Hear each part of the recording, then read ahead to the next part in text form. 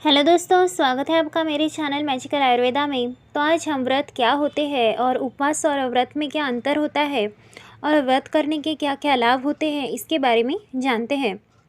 तो दुनिया के लगभग सभी देशों तथा धर्मों में व्रत का महत्वपूर्ण स्थान है। हिंदू संस्कृति के विद्वानों के अनुसार व्रत क्रिया को संकल्प, सत्कर्म, अनुष्ठान भी कहा जाता है। व्रत करने से मनुष्य की अंतरात्मा भी शुद्ध होती है।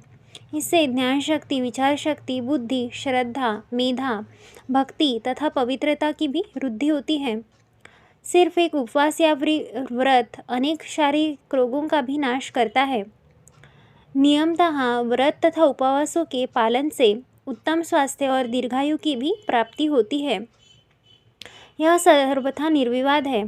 शास्त्रों में कहा गया है कि व्रियते स्वर्गम व्रजंती स्वर्गमननेन वा, अर्थात जिससे स्वर्ग में गमन अथवा स्वर्ग का भी वरण होता है। अब हम जानते हैं कि व्रत और उपवास में क्या अंतर होता है।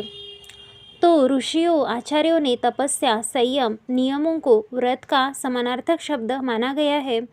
वास्तव में व्रत और उपवास दोनों एक ही है। संस्कृत में उप यानी मायने, समीप, और वास का अर्थ बैठना यानी परमात्मा का ध्यान लगाना, उनकी जप या स्तुति करना है। इनमें एक अंतर और भी है कि व्रत में भोजन किया जाता है और उपवास में निराहार रहना पड़ता है। व्रत, उपवास हिंदू संस्कृति एवं धर्म के प्राण है। व्रतों पर वेद, धर्मशास्त्र, पुराणों तथा वेदांगों में बहुत कुछ कहा गया है। व्रतों पर व्रतराज, व्रतार्क, व्रतकौस्तुभ, जयसिंह कल्पद्रुम, मुक्तक संग्रह, हेमाद्रि व्रतखंड आदि अनेक लेख और निबंध लिखे गए हैं। अब हम जानते हैं कि व्रत करने के क्या क्या लाभ होते हैं। तो मनुष्यों के कल्याण के लिए, उनके अनेक प्रकार के शारीरिक और मानसिक दुखों को दूर करने के लिए हमारे तपस्वी ऋषियों ने अनेक साधन नियत किए थे। उनमें से ही एक साधन व्रत और उपवास भी है। नियमित व्रत करने से हमारा अच्छा स्वास्थ्य के कारण हमारा शारीरिक बल के साथ साथ हमारा मनोबल और आत्मबल भी बढ़ता है। हमारी आध्यात्मिक उन्नति भी होती है।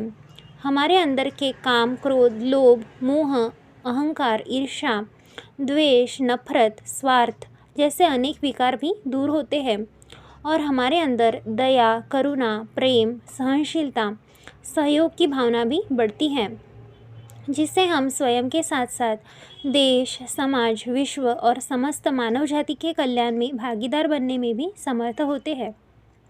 अब हम जानते हैं कि कितने प्रकार के व्रत होते हैं। तो शास्त्रों के अनुसार यज्ञ, तप, दान ही मनुष्य के जीवन के प्रमुख और महत्वपूर्ण कर्म कहे गए हैं। व्रत और उपवास के नियम पालन से शरीर को तपाना ही तप है। व्रत अनेक है और अनेक व्रतों के प्रकार भी अनेक हैं। ये कायिक, वाचिक, मानसिक, नित्य, नैमित्तिक, काम्य, एकभुक्त, आयचित्त, मितभुक, चांद्रयान और प्रजापत्य इत्यादि के रूप में किए जाते हैं। तो सबसे पहला व्रत है कायिक व्रत। किसी भी प्रकार की हिंसा का त्याग, नियमित और उचित भोजन करना, धन संग्रह न करना और ब्रह्मचर्य का पालन करना, यह कायिक व्रत में शामिल होते हैं। दूसरा व्रत है वाचिक व्रत। इसमें सत्य और मधुर बोलना, निंदा, कटुता का त्याग और मौन रहना, यह वाचिक व्रत बताए गए हैं। तीसरा व्रत है मानसिक व्रत।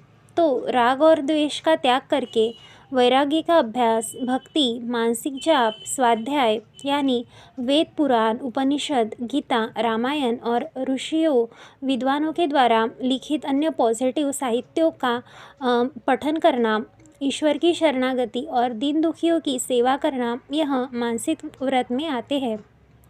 चौथा व्रत है पुण्य संचय के एकादशी आदि नित्य व्रत।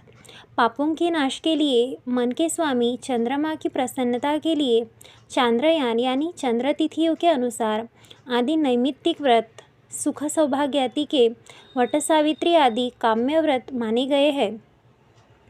पांचवा व्रत है एकभुक्त व्रत के स्वातंत्र यानी दिनार्ध होने पर या फिर मध्याह्न में और प्रतिनिधि यानी आगे पीछे कभी भी यह व्रत किया जा सकता है। छठा व्रत है नक्त व्रत यानी रात्रि होने पर यह किया जाता है। परंतु सन्यासी विधवा को सूर्य के रहते हुए यह व्रत करना पड़ता है। 7वां व्रत है अयाचित व्रत के बिना मांगे जो कुछ मिले उसी का निषेध काल बचाकर दिन या रात में केवल एक बार भोजन करना है। मितभुक्त में प्रतिदिन एक नियमित मात्रा में भोजन किया जाता है। ये दोनों व्रत परम सिद्धि देने वाले होते हैं। 8वां और अंतिम व्रत है प्राजपत्य व्रत। तो प्राजपत्य 12 दिनों का होता है। हिंदू धर्म में 5 महाव्रत माने गए हैं।